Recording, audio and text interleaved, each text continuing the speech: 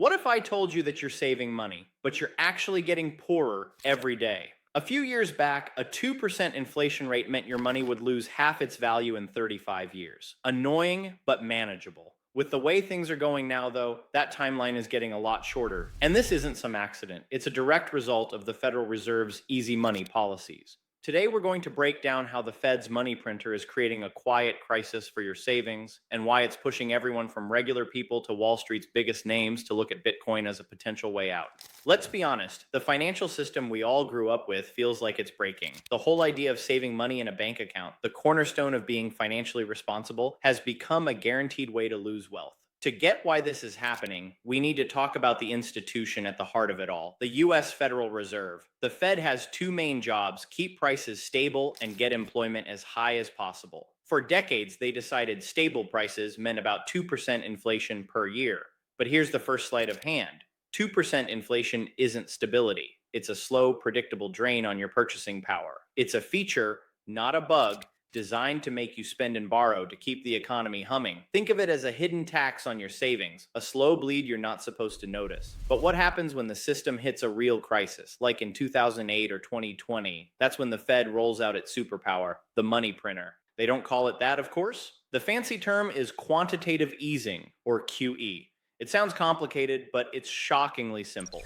When the financial system needs cash, the Fed creates new digital dollars out of thin air and uses them to buy assets, mostly government bonds, from big banks. This new money floods the system, aiming to lower interest rates and encourage more lending and spending. Before the 2008 crisis, the Fed's balance sheet was under 1 trillion. After the pandemic response, it ballooned to a peak of nearly 9 trillion. This goes hand in hand with their other big tool, interest rates. By cutting rates, they make it cheaper for everyone to borrow. Cheaper mortgages, cheaper car loans, you name it. They pushed rates to near zero after 2008 and did it again in 2020 to keep the economy from grinding to a halt. This combo of massive QE and rock bottom interest rates is what we call easy money. It's a policy deliberately designed to make borrowing a no-brainer and saving a fool's errand. Why keep money in a savings account earning next to nothing when the Fed is actively trying to make your money worth less? This isn't some backroom conspiracy. It's stated policy. The entire system, the US government, corporations, and individuals, is hooked on historic levels of debt. If rates went back to normal, the whole house of cards could come crashing down. So the Fed is trapped. It has to keep the system swimming in cash and rates relatively low, not just for growth, but to prevent a total implosion. As Fed Chair Jerome Powell signaled in late 2025, even the plan to reduce the balance sheet called quantitative tightening is nearing its end because it could start to hurt the economy. This shows just how dependent we are on these policies.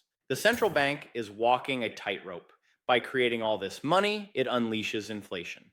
While official numbers in late 2025 are hovering around 3%, many people feel the real cost of living is rising much faster. This inflation isn't an accident. It's the inevitable result of creating trillions of dollars from nothing. It's the silent killer of your savings. These policies aren't just abstract theories. They're a direct attack on your wallet. This is where the problem gets personal. The system isn't just broken, it's actively working against you. First, let's talk about that hidden tax again. When the government spends way more than it collects, it has to get the money somewhere. Instead of raising your taxes, which is politically toxic, it borrows from the Fed, which just prints the money to cover the check. But there's no free lunch. The cost is paid by every single person holding dollars. Each new dollar printed dilutes the value of all the other dollars. Your salary might go up 3%, but if your rent, gas, and groceries go up 6%, you're getting poorer. You work just as hard, but your money buys less. Your savings are a melting ice cube. So, what are you supposed to do?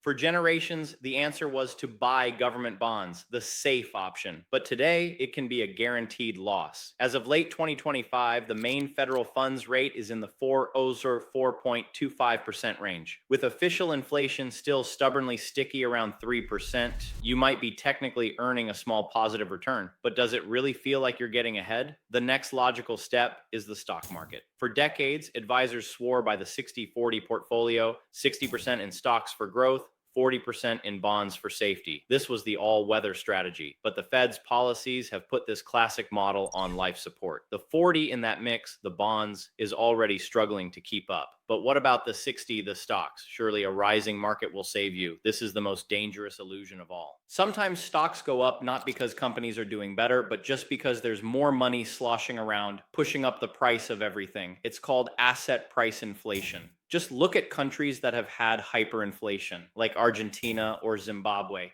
Their stock markets went to the moon in nominal terms. People became paper trillionaires.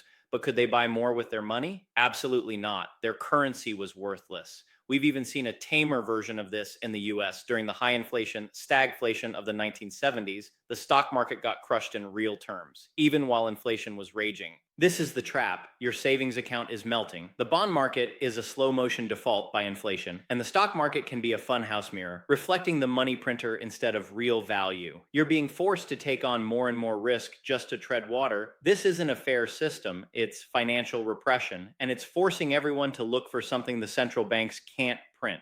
When your house is on fire, you don't stop to debate the color of the fire extinguisher. The global financial system, built on a shaky foundation of endless debt, is that burning house. The solution can't be something that's also priced in the currency that's fueling the fire. It has to be something outside the system. For a growing number of people, that asset is Bitcoin. You don't need to be a computer whiz to get this. You just need to understand one thing: scarcity. What makes Bitcoin a game changer is that its supply is predictable and, for all practical purposes, unchangeable. There will only ever be 21 million Bitcoin. That number is enforced by a global, decentralized network of computers. No CEO, no government, no central bank can decide to create more.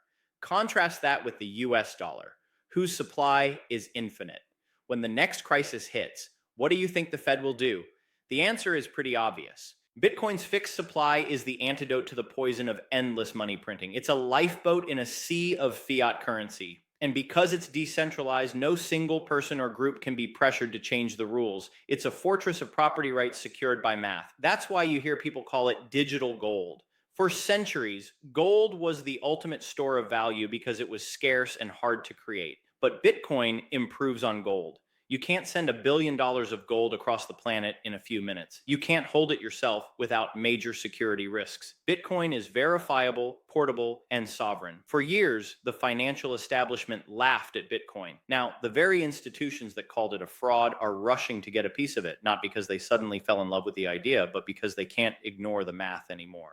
We're seeing a huge wave of institutional adoption. It started with companies like MicroStrategy converting their cash reserves into Bitcoin as an inflation hedge. As of mid-2025, public companies collectively hold nearly 5% of all Bitcoin. But the real floodgates opened with the approval of spot Bitcoin ETFs in the US. This created a regulated bridge for trillions of dollars in institutional money to flow in. Titans of finance like BlackRock, the world's largest asset manager, now offer Bitcoin to their clients. In fact, BlackRock's iShares Bitcoin Trust had one of the most successful ETF launches in history by some metrics, showing just how much demand was waiting on the sidelines. This institutional buy-in adds legitimacy and creates a powerful feedback loop. As more institutions buy, the price is supported, which attracts more institutions, and on it goes. What we're witnessing is a global repricing of everything in a world where every traditional asset is tied to a currency that is designed to lose value. Bitcoin stands alone. It's like a monetary black hole, slowly pulling in capital from every other asset class that's leaking value from inflation.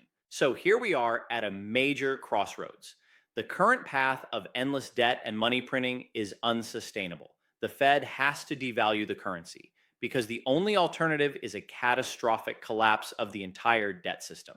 That's the part they won't say out loud. This leaves you with a choice. You can stay in the old system and hope for the best. You can keep saving in a currency that's programmed to lose value and trust the architects of the system to figure it all out. Or you can choose to opt out. You can choose to put a piece of your wealth into an asset that stands apart from that system, an asset that can't be printed, can't be debased, and can't be censored. Bitcoin isn't a get-rich-quick scheme. It's a don't-get-poor-slowly machine. It's a vote for a system based on verifiable rules instead of the whims of a small committee. So the real question is, what's your plan? How are you protecting yourself in a future where cash is trash and safe havens aren't so safe anymore? Getting started doesn't mean you have to bet the farm. It's about education first. Then maybe you consider a small allocation, an amount you can afford to lose. Think of it as insurance against the failure of the legacy system.